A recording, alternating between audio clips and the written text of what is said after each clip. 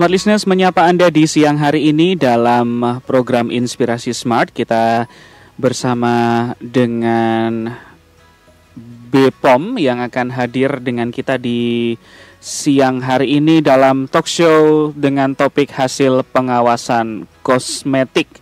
Bersama dengan saya Victor. Smart Listeners, untuk 1 jam ke depan kami akan hadir dari pukul 11 siang sampai jam 12 siang hari ini di tanggal 29 Februari 2024.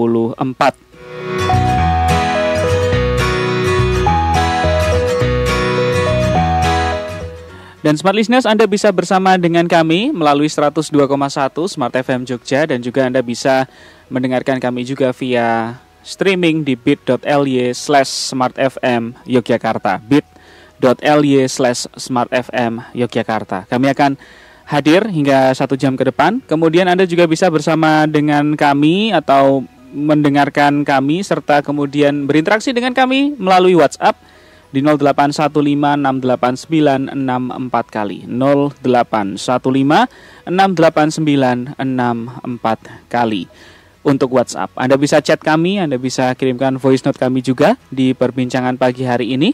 Kemudian Anda juga bisa melalui sosial media kami di @smartfm Jogja. Ada Twitter dan juga Facebook yang bisa Anda pakai untuk kemudian memberikan pendapat, beropini, dan juga menanggapi perbincangan kita selama 1 jam ke depan.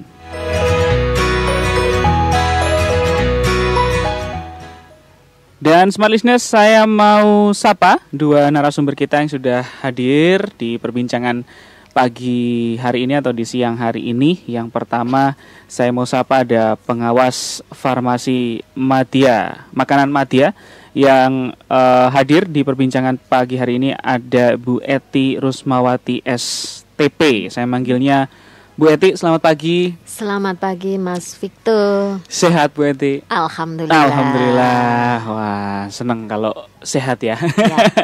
Kalau nggak sehat nggak kesini. Wah, iya, ini bener. Kemudian ada pengawas farmasi makanan muda, ada Bu Wulan dari STP. Saya manggilnya Bu Wulan. Selamat pagi Bu Selamat Wulan. Jelang siang Mas Jelang Victor siang, dan betul. pendengar semuanya. Iya, ini adalah jam-jam yang masih masuk kalau disebut sarapan ya. Di jam-jam 11. Oke, ada Bu Eti dan Bu Wulan. Kita hari ini mau membahas mengenai hasil pengawasan kosmetik. Untuk Anda yang kemudian ingin mendengarkan kami, kita akan lebih dalam nanti mengulik soal bagaimana teman-teman dari Badan POM kemudian menyikapi terkait dengan kosmetik yang ada di Yogyakarta. Saya mulai Smart Listeners. Sekali lagi Anda bisa bergabung, selain kemudian melalui WhatsApp, Anda bisa bergabung juga melalui telepon langsung di 0274 55 7760 0274 55 7760. Baik, ini kita mau awali dengan satu pertanyaan pertama yang perlu kemudian diketahui biar kita start dan berangkatnya bareng-bareng terkait dengan pengawasan kosmetik. Nah, saya mau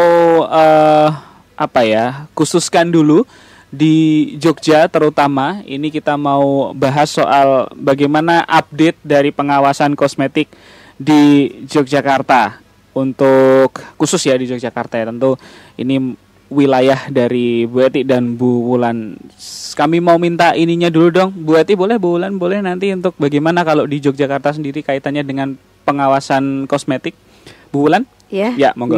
Terima kasih Mas Victor dan pendengar semuanya. Jadi untuk pengawasan kosmetik di DIY ini sudah banyak yang kita lakukan ya Mas ya, dari mulai pengawasannya mulai dari awal, dari pre-market. Jadi sebelum diedarkan itu sudah kita awasi berupa evaluasi pada sarana produksinya, kemudian juga importer juga pemberi maklon. Nah, ini juga kita awasi. Ini sudah kita evaluasi pada saat pre-market atau sebelum diedarkan. Nah, kita juga melakukan pendampingan terhadap pelaku usaha baru, Mas Victor dan pendengar semuanya. Jadi biar pelaku usaha itu bisa mengerti tentang cara produksi kosmetik yang baik, begitu. Kemudian nanti pada tingkat post market atau setelah diedarkan itu juga kita awasi juga. Jadi secara rutin kita sudah melakukan sampling ya dan pengujian di laboratorium. Nah, itu kita harapkan dengan pengawasan pre-market dan post-market itu dapat menekan peredaran kosmetik yang mengandung bahan berbahaya. Jadi kalau tadi produsen kita evaluasi tentang cara produksi kosmetik yang baik, nanti kalau distributor juga kita evaluasi tentang cara distribusi kosmetik yang baik, demikian. Nah, nanti kalau ada kasus-kasus, nanti ada instruksi khusus dari Badan POM atau laporan masyarakat, itu bisa kita lakukan investigasi juga.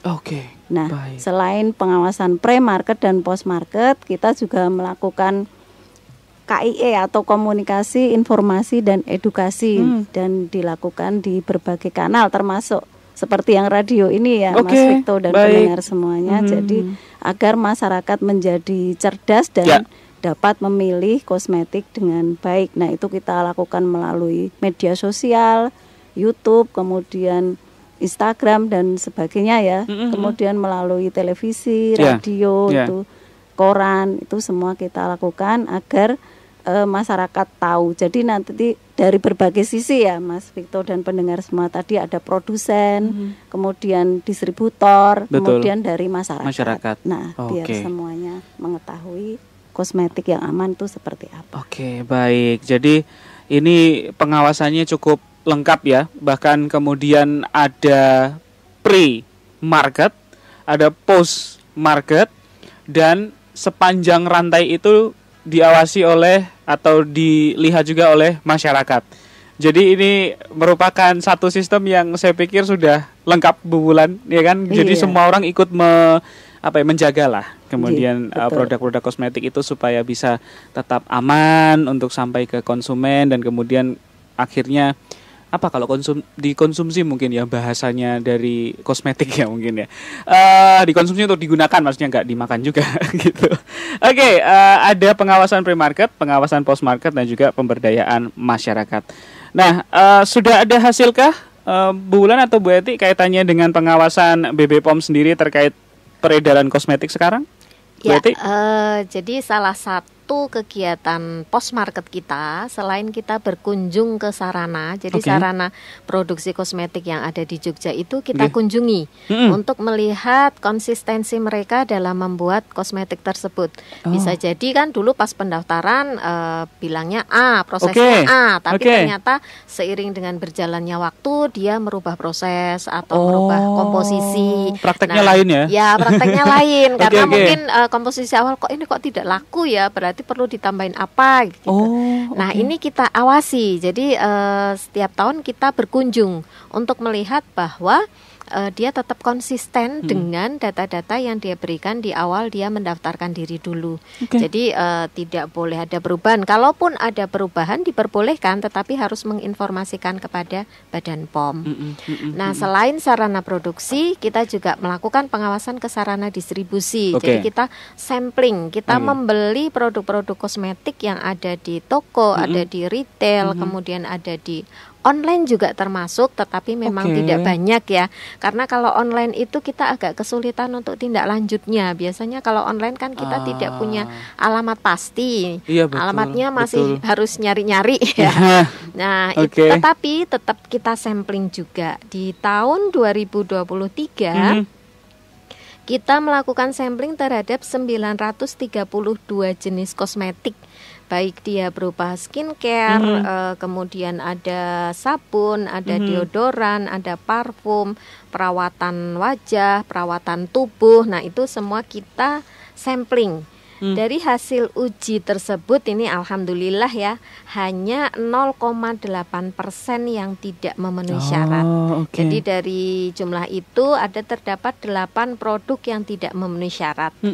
Yaitu 3 produk krim mengandung hidrokinon dan atau retinoat, tetapi ya ini berbahaya. Nanti akan kita sampaikan bahayanya seperti apa. Kemudian ada 3 produk masker, toner, dan deodoran spray yang mengandung metanol. Nah, ini juga berbahaya ya, metanol. Kemudian ada 2 produk tidak memenuhi syarat uji mikrobiologi. Nah, ini mungkin selama proses pembuatan ataupun proses distribusi ini terjadi kesalahan sehingga harusnya angka kumannya itu di bawah standar, tetapi ini melebihi standar batas maksimal yang diperbolehkan. Kalau sudah ada cemaran mikrobiologi, nah ini tentu saja juga akan bisa mengganggu kesehatan. Wow. Jadi saya melihatnya kemudian ini sebagai perlindungan juga untuk konsumen, bahwa kemudian ketika menggunakan produk-produk kosmetik itu bisa tetap aman begitu, dan menjadi sebuah hal yang menurut saya prestasi juga dari sekian ratus jenis bahan yang diperiksa begitu ya, hanya terdapat 0,8% saja produk yang tidak memenuhi syarat. Ada 3 produk krim, kemudian masker dan toner, dan kemudian ada 2 produk yang tidak memenuhi syarat uji mikrobiologi. Ini artinya pengawasannya begitu ketat, akhirnya menghasilkan juga hasil yang baik begitu ya, hanya 0,8%. Harapannya bisa terus ditekan begitu ya. Nah, yang menarik kemudian pertanyaan selanjutnya adalah produk yang tidak memenuhi syarat itu yang seperti apa dan kenapa begitu. Nanti mungkin Bu Wulan atau Bu Eti juga bisa jelaskan, tapi kita break dulu. Nah, ini nanti biar informasinya tidak bareng-bareng masuk ke kepala semua. Jadi nanti kita bagi-bagi dulu begitu ya, Bu Eti, Bu Wulan. Nanti kita kembali lagi setelah komersial break berikut ini untuk menjelaskan, nah produk apa sih Mas yang kemudian nggak masuk gitu ya, atau tidak memenuhi syarat dan kenapa. Nah, itu yang menarik, nanti perlu dijadikan edukasi juga begitu. Baik, kami kembali Smart Listeners setelah komersial break berikut ini. Anda bisa bergabung bersama kami sekali lagi di 102,1 Smart FM Jogja di nomor 0815689664 kali untuk WhatsApp kami di pagi hari ini sampai jam 12 siang nanti. Kami segera kembali.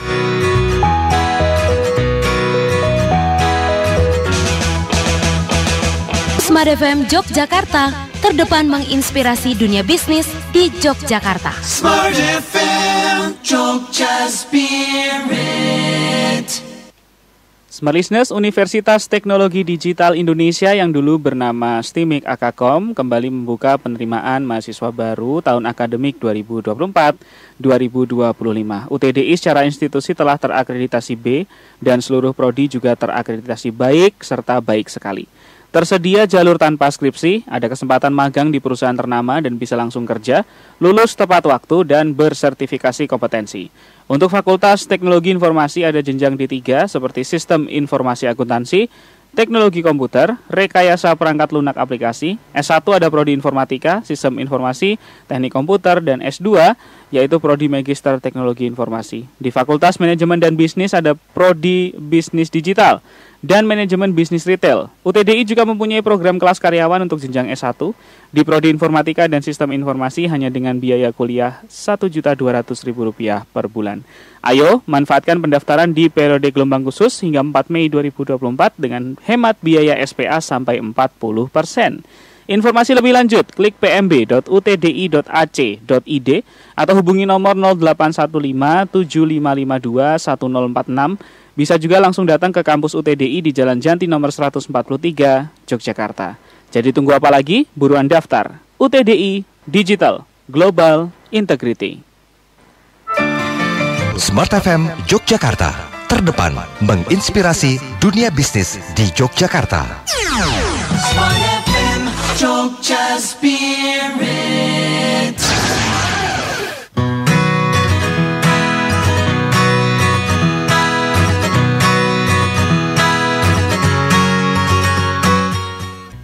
Smart Listeners, di segmen pertama tadi kita sudah membahas tentang bagaimana pengawasan kosmetik di Yogyakarta. Saya bersama dengan 2 orang narasumber saya, pengawas farmasi makanan Madya, ada Bu Eti Rusmawati STP dan Bu Wulandari STP. Kemudian kita mau bahas, tadi ada 0,8% produk di DIY dari ratusan produk yang ada yang tidak memenuhi syarat, hanya ada 8 begitu ya, atau 0,8% dari keseluruhan produk. Nah, ini yang menarik kemudian adalah bisa minta dijelaskan begitu pada Bu Wulan atau Bu Eti juga boleh tentang produk-produk yang tidak memenuhi syarat. Nah, kenapa kemudian tidak memenuhi syarat? Tadi sudah disinggung sedikit, dalam prosesnya mungkin ada mikrobiologi yang kemudian tercampur atau dosisnya terlalu tinggi dan sebagainya, tapi mungkin lebih detail lagi begitu. Saya ke Bu Wulan. Oke, monggo Bu Wulan. Oke, terima kasih Mas Victor dan pendengar semuanya. Jadi kosmetik itu dikatakan aman atau memenuhi syarat itu kalau tentu saja berizin edar ya. Betul. Mas, ya. Betul. Harus legal, kemudian nanti dari label atau penandaannya juga harus lengkap, ada nama produsen, komposisi dan sebagainya. Dan tadi yang disampaikan Bu Eti itu adalah hasil sampling dan uji laboratorium. Nah, itu harus bebas dari bahan berbahaya. Nah, tadi yang pertama kan cemaran mikrobiologi ya tidak boleh ada karena cemaran biologi itu tidak kasat mata ya, Mas Victor dan pendengar semuanya. Jadi seperti virus, jamur dan bakteri itu kan juga kalau terkandung dalam kosmetik itu akan berbahaya, menyebabkan penyakit juga. Ya, kemudian nanti tadi yang disampaikan Bu Eti ada 3 produk ya, masker dan toner yang mengandung metanol. Nah, ini kan tidak boleh ada ya dalam toner dan masker itu karena bisa menyebabkan kulit kering dan iritasi. Jadi yang diperbolehkan itu metanol terkandung dalam parfum itu saja kadarnya harus di bawah 5% begitu. Nah, kemudian zat berbahaya lainnya yaitu tadi disampaikan Bu Eti adalah hidrokinon dan asam retinoat. Nah, itu termasuk golongan obat keras ya, dan penggunaannya itu harus diawasi oleh dokter dengan resep dokter begitu. Nah, untuk hidrokinon itu sering kita jumpai pada produk pemutih atau pencerah kulit. Nah, itu kalau terkandung di dalamnya itu bisa menyebabkan kulit merah, kemudian terbakar seperti itu ya, iritasi kulit. Nah, itu berbahaya ya. Jadi kemudian untuk yang retinoat itu biasanya ditemukan pada produk peeling atau pengelupasan kulit ya. Iya, betul. Nah, itu berbahaya, bersikap teratogenik atau cacat pada janin. Sampai segitunya ya, Bu? Iya, karena kan meresap dalam kulit dan masuk dalam tubuh. Nah, itu bisa berbahaya. Ya, mungkin saya bisa menambahkan lagi. Monggo, Bu Eti, Mas. ya. Ya, jadi itu tadi penjelasan dari produk-produk yang kita sampling dan ternyata mengandung bahan berbahaya itu. Namun ada juga beberapa kosmetik yang berpotensi untuk mengandung bahan berbahaya lain.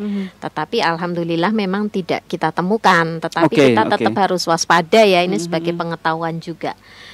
Jadi bahan berbahaya lain yang kadang-kadang kita temukan juga pada saat uji di laboratorium, yang pertama adalah merkuri. Kalau merkuri ini kayaknya sudah familiar ya, orang-orang sudah tahu biasanya kalau pengen putih kayak orang-orang Korea, artis-artis Korea itu ya, mereka membeli krim dan itu memang bisa memutihkan, tetapi mungkin putihnya itu hanya sifatnya sementara. Setelah itu kulitnya malah jadi bintik-bintik merah, kemudian teriritasi, kemudian kerusakan permanen, bahkan bisa menyebabkan kerusakan di susunan syaraf otak maupun ginjal. Dan lanjutnya juga dia bersifat karsinogenik atau pemicu kanker, dan sama juga tadi teratogenik yang mengakibatkan cacat pada janin. Karena kalau kosmetik itu kan dioleskan kan berarti masuk ke dalam tubuh. Nah, itu yang bisa menyebabkan cacat pada janin. Kemudian selain merkuri ada juga zat warna rodamin B, merah K3 dan jingga K1. Nah, ini biasanya pada lipstik, kemudian yang untuk tata rias yang butuh warna-warna itu ya, eyeshadow, pemerah pipi. Nah, itu kadang-kadang mengandung juga bahan berbahaya ini, yang ini memang tidak diperbolehkan ada di dalam kosmetik. Ini dapat menimbulkan gangguan fungsi hati dan kanker hati, serta tadi karsinogenik atau memicu terjadinya kanker. Kemudian yang terakhir ini yang beberapa kali juga kita jumpai adanya diethylene glycol atau DEG. Sebetulnya ini fungsinya adalah sebagai pelarut ya, misalnya di pasta gigi maupun sediaan kumur. Tetapi kandungan DEG ini dapat menyebabkan racun karena dia akan menyerang susunan syaraf. Jadi memang kita harus hati-hati dalam menggunakan kosmetik ini karena ya namanya orang ya biasanya kan mereka pengen profit yang tinggi, hasil yang cepat, kemudian sehingga produknya menjadi laku, sehingga ditambah dengan bahan-bahan berbahaya yang sebetulnya tidak boleh ada dalam kosmetik, ataupun kalau ada harusnya itu diresepkan oleh dokter. Jadi bukan kosmetik yang diperjualbelikan secara bebas. Oke, baik. Jadi sebagai masyarakat kita perlu waspada untuk kemudian tadi kalau dari uji sampling itu ada beberapa begitu seperti kemudian kandungan mikrobiologi, ada metanol, hidroquinon dan asam retinoat, tapi juga beredar dan perlu diwaspadai begitu terkait dengan ada merkuri, kemudian zat warna rodamin B, merah K3 dan jingga K1, dan yang terakhir tadi ada diethylene glycol atau DEG, yang semuanya jika kemudian digunakan begitu ada beberapa efek-efek yang cukup berbahaya ya kalau bisa dibilang ya. Ada sifat-sifat seperti karsinogenik, kemudian ada tadi teratogenik yang bahkan mengakibatkan cacat pada janin. Jadi ya kita penting untuk kemudian masyarakat yang mengkonsumsi itu untuk aware dengan isu atau kemudian informasi ini begitu. Apalagi kemudian menjadi pengguna make up atau kosmetik yang cukup sering begitu, perlu kemudian berhati-hati juga. Baik, sebelum kita break satu pertanyaan lagi, boleh nanti ke Bu Wulan atau ke Bu Eti. Terus kemudian misal ditemukan begitu, apa yang jadi tindak lanjut Bu Eti atau Bu Wulan kaitannya dengan misalnya ada satu kasus atau temuan gitu, misalnya apa yang kemudian dilakukan sama teman-teman BPOM? Bulan. Tentu saja ada tindak lanjutnya ya, Mas Victor dan pendengar semuanya. Jadi untuk yang pertama kita memberikan surat peringatan kepada produsen atau distributor ya. Kemudian diperintahkan untuk melakukan penarikan produk. Jadi ditarik dulu. Iya, tapi tidak ditarik semua ya Mas Victor tapi sesuai dengan batch yang diuji. Jadi misalnya produk A yang mengandung bahan berbahaya batch X gitu ya, hanya batch itu tertentu yang itu ditarik. Tidak semua merek A ditarik, tidak. Kemudian nanti BPOM akan mengawasi ya dan memastikan bahwa produk tersebut tidak beredar di pasaran begitu. Bu Wulan sedikit saya agak penasaran juga bagaimana mengontrolnya ketika kita tahu sudah di luar sudah tidak beredar di pasaran gitu, maksudnya ngecek kah atau kemudian gimana ya itu sistemnya? Kita mengecek di pasaran. Gitu. Dan turun langsung untuk kecek lihat itu ya misalnya ada kasus ya. Kita punya yang namanya ya di Balai POM Yogyakarta itu kita punya yang namanya substansi pemeriksaan.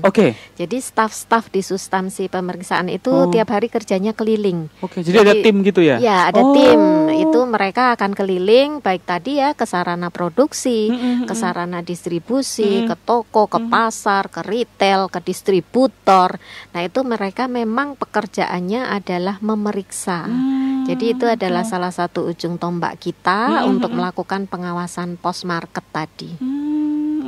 Jadi kemudian untuk setelah ada tindak lanjut, misalnya memang produknya harus ditarik, ngeceknya sama teman-teman itu juga ya di pasaran ya. Dan itu ketika sudah ada perintah untuk menarik, jadi memang harusnya sudah tidak ada lagi di pasaran begitu. Baik. Kita break dulu, nanti di segmen selanjutnya yang jadi pertanyaan krusial juga kemudian bagi konsumen, bagaimana Bu Eti dan Bu Wulan cara untuk mendapatkan kosmetik yang aman. Setelah kemudian tadi kita mungkin belajar bareng-bareng dan mengerti begitu apa yang dijadikan pertimbangan sebelum membeli kosmetik. Nah, gimana caranya untuk membekali masyarakat juga dengan edukasi ini loh cara-cara yang bisa dilakukan untuk kemudian punya atau dapat kosmetik yang aman. Kita break dulu. Nanti di segmen selanjutnya saya lanjut masih bersama topik kita atau perbincangan kita di pagi hari ini, hasil pengawasan kosmetik oleh pengawas farmasi makanan Madya ada Bu Eti Rusmawati STP dan Bu Wulan dari STP. Kita kembali di 102,1 Smart FM Jogja. Smart FM Jogja Spirit.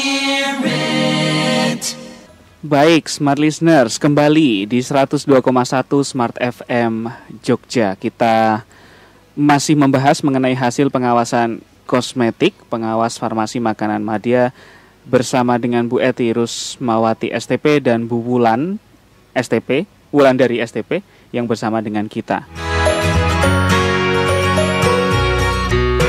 Tadi kita sudah membahas banyak terkait sampai ke tindak lanjut terhadap produk-produk yang kemudian ada potensi atau terduga tidak memenuhi syarat begitu.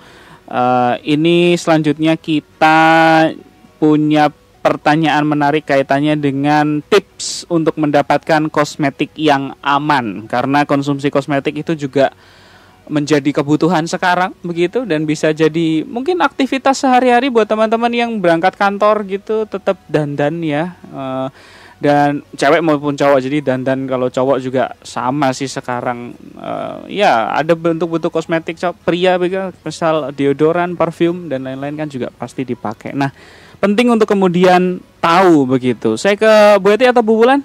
Iya. Bu Wulan boleh ya. Nah, tipsnya gimana Bu Wulan biar Smart Listeners tuh tercerahkan lah tentang bagaimana milih kosmetik begitu. Monggo Bu Wulan. Terima kasih Mas Victor dan pendengar semuanya. Jadi betul yang Mas Victor sampaikan tadi ya. Jadi laki-laki maupun perempuan itu semua membutuhkan kosmetik ya. Betul. Bahkan dari bayi ya Mas Victor ya, itu semua sudah menggunakan kosmetik. Jadi kosmetik itu tidak bisa lepas dari kebutuhan kita sehari-hari begitu. Betul. Nah, bagaimana caranya untuk mendapatkan kosmetik yang aman? Jadi kosmetik ini merupakan salah satu sediaan farmasi ya Mas Vito. Jadi sebelum diedarkan secara luas itu wajib memiliki izin edar.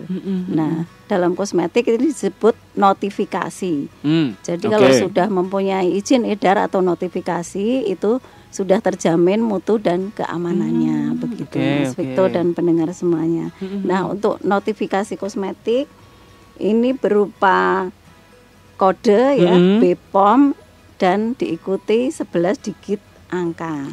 Nah, untuk kodenya itu berbeda-beda, bisa tergantung dari negara atau asalnya. Misalnya untuk Asia ini kebanyakan ya kalau di negara kita dari Asia itu BPOM NA 11 digit angka begitu Mas. Jadi kodenya khusus ya Bu ya? Iya.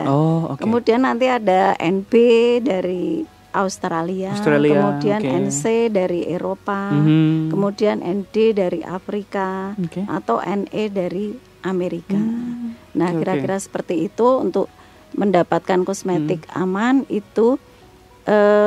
Sobat Smart Listener semua harus memastikan bahwa produk itu mempunyai izin edar atau notifikasi BPOM. Tadi ya kalau Asia NA diikuti 11 digit angka. Dan yang harus diperhatikan nanti kalau misalnya ada alergi atau tadi ya tanda-tanda iritasi atau gatal itu sebaiknya segera dihentikan seperti itu. Baik. Dan jangan lupa untuk mengecek penandaannya ya Mas tadi. Penandaan atau labelnya itu harus lengkap. Ada nama produsen, nama sediaan, komposisi dan sebagainya harus lengkap. Jadi konsumen juga dituntut untuk kemudian cerdas dalam memilih produk ya, terutama kosmetik. Bisa cek di belakangnya gitu. Kalau yang ini Bu Wulan yang NA, NB, NC itu di belakang ini ya biasanya ya produk ya, di izin edar ya di depan biasanya. Malah di depan ya. Oke. Itu bisa dicek begitu ya. Nah, ini merupakan cara yang kemudian paling sederhana yang bisa teman-teman lakukan ya ketika memilih kosmetik yang aman begitu.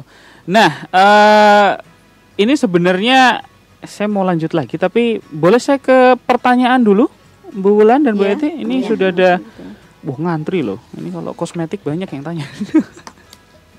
Oke, ini ada dari Mbak atau Bu Azizah di UGM. Mau tanya, Bu, skincare itu kosmetik bukan ya? Pertanyaannya. Oke, boleh, monggo. Bu Eti boleh, Bulan boleh. Ya, ini Bulan kalau boleh. anak muda sekarang nyebutnya skincare ya, mau skincarean dulu atau beli skincare ya. Mungkin alih bahasa. Iya. Itu cuma alih bahasa aja. Ya, jadi skincare itu termasuk kosmetik ya, Termasuk Bu ya. Evi ya, dan pendengar semuanya. Jadi kosmetik itu dibagi dua, yaitu yang berguna untuk kosmetik perawatan. Kemudian yang satunya adalah kosmetik dekoratif.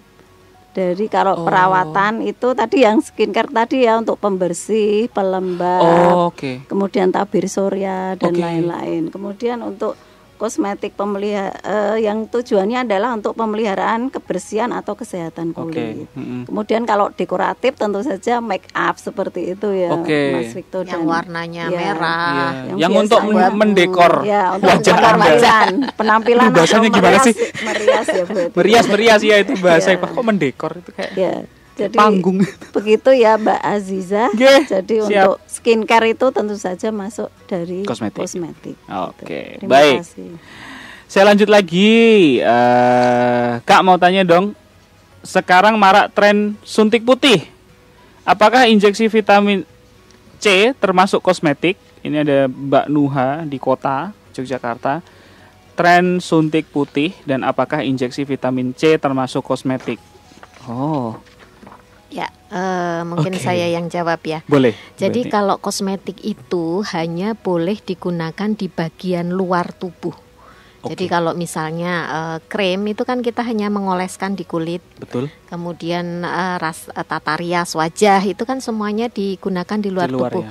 Parfum juga digunakan di luar tubuh. Ketika sudah masuk ke dalam tubuh itu namanya bukan kosmetik.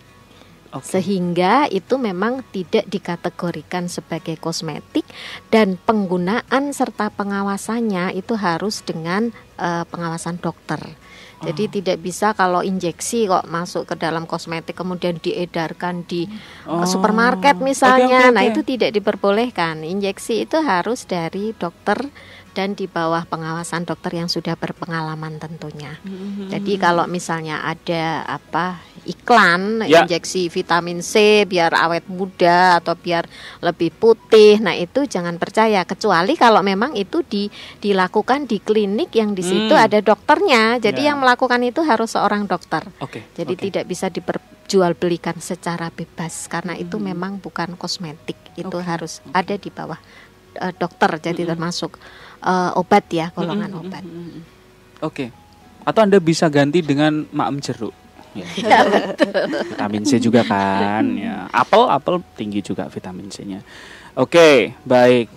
Itu untuk Mbak Nuha di kota Yogyakarta soal marak tren suntik putih dan injeksi vitamin C. Nah, dan tadi Bu Eti sampaikan kalau sudah ada injeksi itu berarti bukan masuk golongan kosmetik, tapi harus kemudian jadi catatan yang perlu digaris bawah tebal adalah harus sesuai dengan pengawasan dokter. Nah itu nggak boleh sembarangan ya teman-teman ya.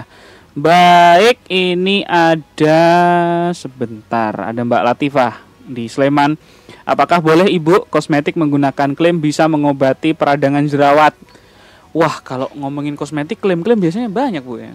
Ini membuat ini membuat ini, itu banyak tuh dan semuanya menarik. Kalau kosmetik itu sekali lagi kita tegaskan bahwa kosmetik itu bukan obat. Jadi fungsinya tidak untuk mengobati. Fungsi kosmetik adalah untuk mempercantik, membuat harum, membuat lebih menarik, seperti itu. Jadi tidak untuk mengobati. Kalau ada klaim bahwa kosmetik itu mampu mengobati, malah kita justru curiga. Ada apa sebetulnya komposisi di dalamnya? Kenapa kok dia bisa mengobati?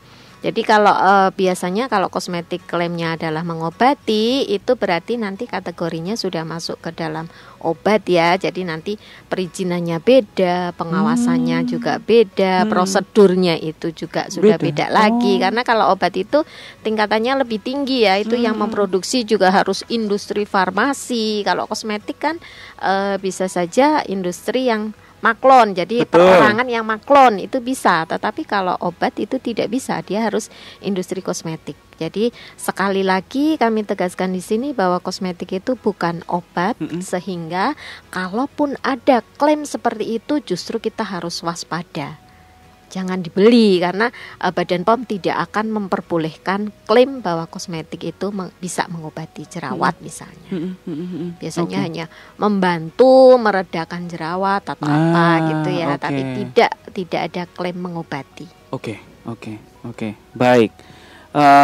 Bulan ada yang mau ditambahkan atau lanjut pertanyaan selanjutnya? Tadi dengan klaim. Tadi ya sudah disampaikan Bu Eti bahwa kita harus mewaspadai kosmetik yang berklaim. Nah, itu jadi terutama anak-anak muda ya mungkin jangan sampai tergiur iklan yang berlebihan kan, kadang-kadang untuk menarik perhatian dari konsumen itu iklannya bombastis, terus menggunakan artis yang cantik atau ganteng. Nah, itu kita harus mewaspadai apakah klaim itu memang sesuai peruntukannya sebagai kosmetik atau tidak, begitu. Udah kayak gitu ditambah diskon lagi ya, Bu? Iya. Waduh, seneng banget itu biasanya. Oke, potongan 20%. Wis. Oke, terima kasih Mbak Latifah di Sleman. Saya lanjut lagi, ini yang tanya lumayan banyak ya.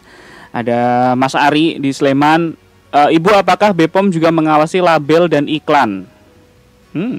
Oke. Iya. Tentu saja kita mengawasi ya, itu karena itu merupakan satu paket. Oh, satu paket. Ya, satu paket pengawasan terhadap produk. Kalau produk itu kan biasanya di label dan diiklankan, sehingga itu merupakan satu paket pengawasan kami. Ada banyak kita biasanya kalau teman-teman dari substansi pemeriksaan itu biasanya kalau pas jalan, jadi kalau pas jalan mereka itu tidak melihat pemandangan. Mereka melihat baliho, melihat baliho, melihat videotron, kemudian melihat mungkin hanging lab mobile yang di kecil-kecil tapi ditempel-tempel. Nah, itu akan difoto, kemudian akan dilihat apakah sudah sesuai dengan peraturan perundang-undangan tentang label atau iklan kosmetik ini ataukah belum. Karena iklan kosmetik itu bisa jadi dia seperti yang disampaikan Mbak Ulan tadi, berlebihan untuk membuat orang itu tertarik untuk membeli. Nah, ini kan artinya sama saja dengan mem-PHP-in ya. Mem-PHP-in konsumen ini. Sehingga memang kita tidak ingin konsumen itu menjadi tertipu. Oleh karena itu kita melakukan pengawasan label dan iklan. Itu merupakan satu paket dengan pengawasan produk tadi.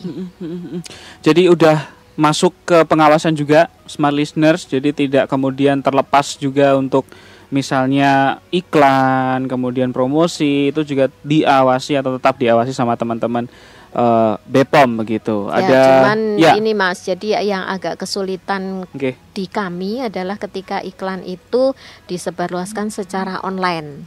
Kalau kalau itu tuh kita memang agak kesulitan karena kita tidak punya kewenangan untuk men-take down iklan-iklan secara online. Jadi kita harus ngomong dulu ke Kominfo, nanti Kominfo yang punya kewenangan untuk men-take down, dan ini kan butuh waktu ya, tidak bisa langsung sekaligus ya. Kalau misalnya iklan di baliho atau iklan di dalam bentuk leaflet itu kita memang bisa lebih mudah untuk melakukan kontrolnya. Tetapi kalau untuk online ini perlu waktu karena kita tidak punya kewenangan untuk menghentikan dengan segera iklan tersebut. Batasannya di kewenangan ya teman-teman ya. Jadi ada yang kemudian punya wewenang yang pas untuk kemudian men-take down iklan ya, karena sekarang di internet juga memang maraknya itu ya di sosial media ya, terutama ya sekarang kita buka semua sosial media ada aja yang nawarin skincare ya. Jadi bahkan sampai di DM kadang-kadang. Baik, satu pertanyaan terakhir sebelum kita break, Bu Eti dan juga Bu Ulan. Ini ada dari siapa nih? 730.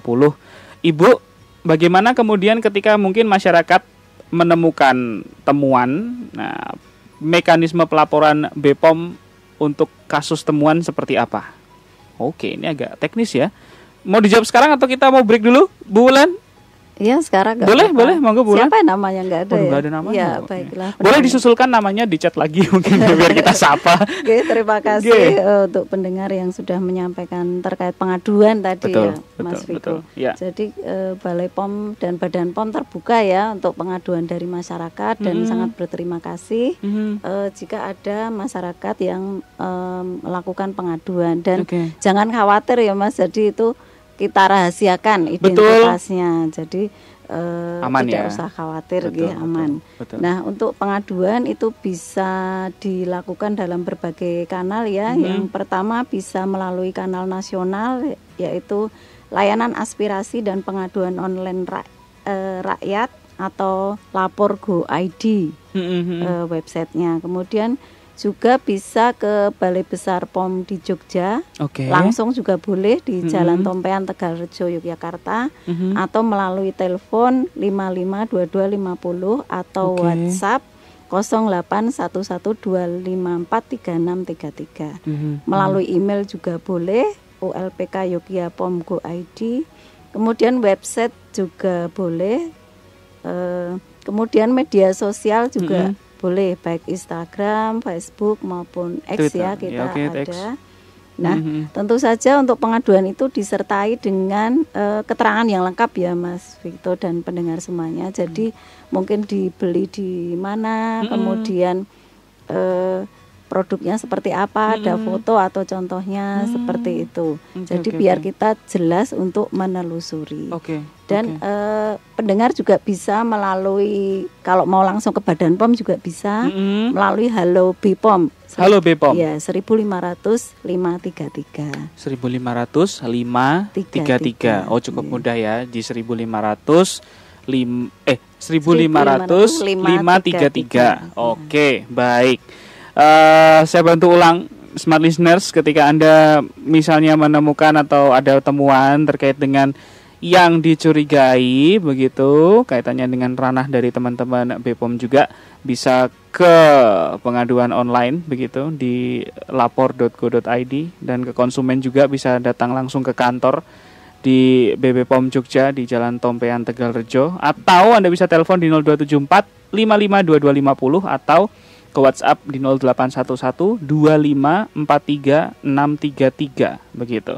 Sosial medianya tinggal diketik saja BPOM Jogja, nanti biasanya ada banyak sosial media yang kemudian jadi reference.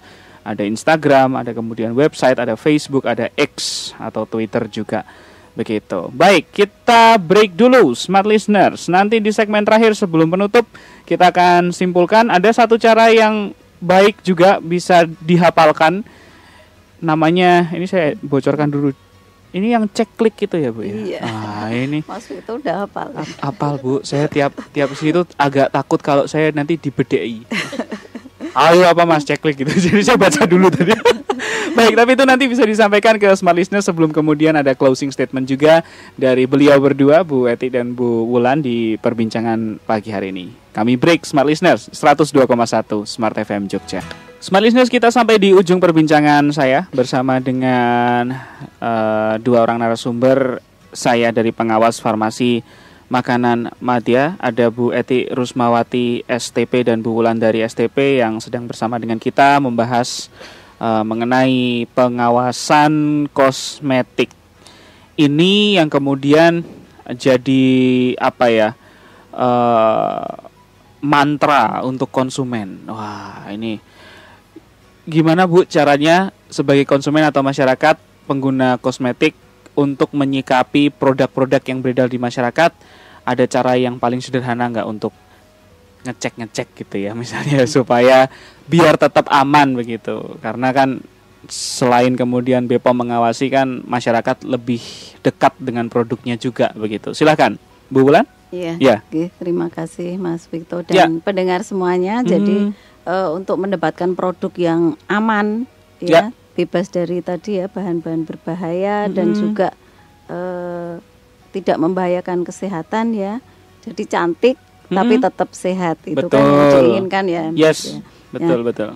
Konsumen bisa menggunakan cek klik ya. Jadi biar mudah diingat itu disingkat cek klik. Yang pertama adalah K yang pertama kemasan, jadi pastikan kemasan dalam kondisi baik, tersegel, tidak bocor, tidak rusak, tidak sobek, dan gambarnya itu tidak luntur. Kemudian L-nya adalah label.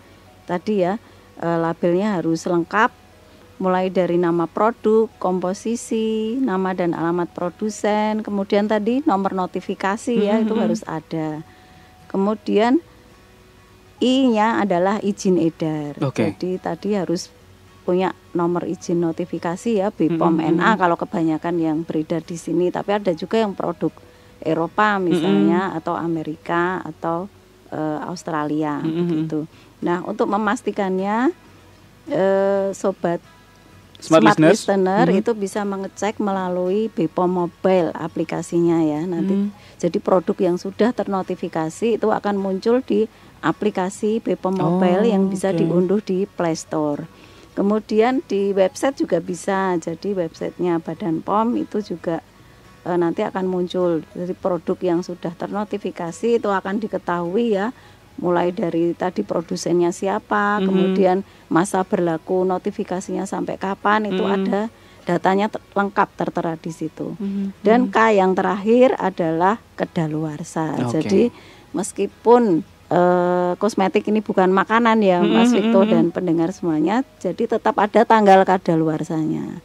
Nah itu harus diperhatikan oleh konsumen semuanya. Kalau sudah kadaluarsa ya tidak usah eman-eman ya Mas Victo dan pendengar semuanya, harus segera dibuang. Takutnya nanti tadi ada iritasi atau alergi gitu, karena produk yang sudah kadaluarsa itu sudah menurun kualitasnya sehingga tidak terjamin mutu dan keamanannya seperti itu. Tapi kadang eman-eman sama lipstik, Bu. Mungkin bentuknya masih baik ya Mas Victor. Kayaknya masih oke kayak gitu. Tapi kan kita tidak tahu tadi ada cemaran mikrobiologi yang tidak kasat mata itu kan. Kita tidak tahu. Kita nggak pernah tahu ya, betul. Aduh, padahal bedaknya masih banyak gitu kadang-kadang kan memikirnya. Oke, baik, itu yang kemudian mengamankan diri kita sebagai konsumen. Itu dimulai juga dari kecerdasan. Jadi konsumen cerdas itu penting juga, dengan yang paling sederhana ada namanya cek klik. Yang pertama K-nya ada kemasan, L-nya label, kemudian I-nya izin edar, dan yang terakhir ada K, tanggal kadaluarsa. Itu penting untuk kemudian diperhatikan oleh masyarakat. Baik, kita sudah di ujung perbincangan Smart Listeners. Ada pesan atau closing statement dari Bu Eti? Boleh? Closing tapi agak panjang ya Mas. Oh, enggak apa-apa. Ya, mungkin saya menggarisbawahi terkait dengan pembelian kosmetik secara online, karena sekarang ini sudah marak sekali ya, apalagi anak-anak muda zaman sekarang, mereka nggak mau repot ke mall, pergi, tetapi mereka cukup dengan secara online pasti dapat.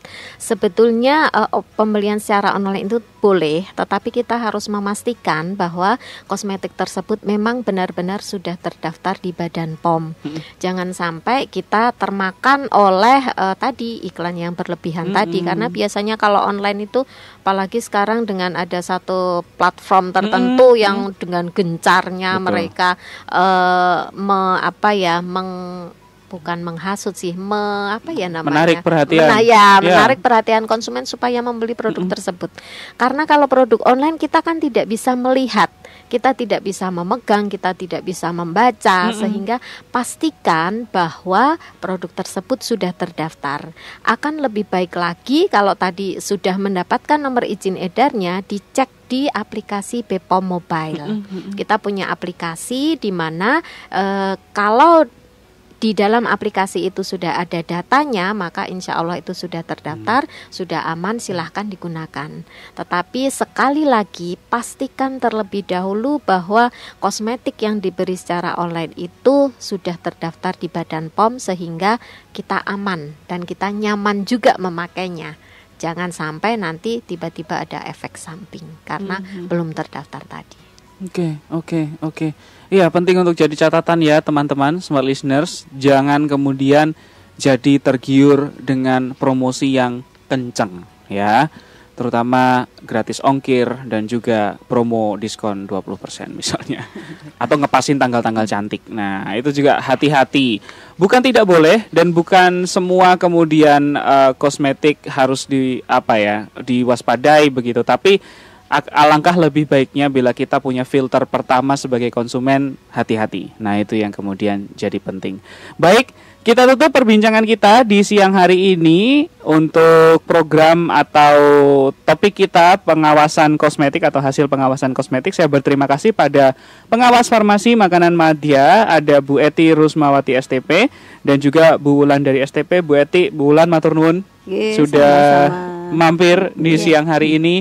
Semoga sehat-sehat selalu. Amin. Berdua Ibu dan salam buat tim ya yang selalu bekerja setiap hari di BPOM. Kita berharap semoga timnya juga selalu sehat dan semangat. Kita tutup perbincangan di pagi hari ini. Siang hari ini Smart Listeners. Saya rasanya pagi terus karena mendung ya. Mohon maaf. Nah, kita akan lanjutkan dengan program-program terbaik kami hingga nanti pukul 2 siang. Masih bersama dengan saya Victo di 102,1 Smart FM Jogja Business and Inspiration.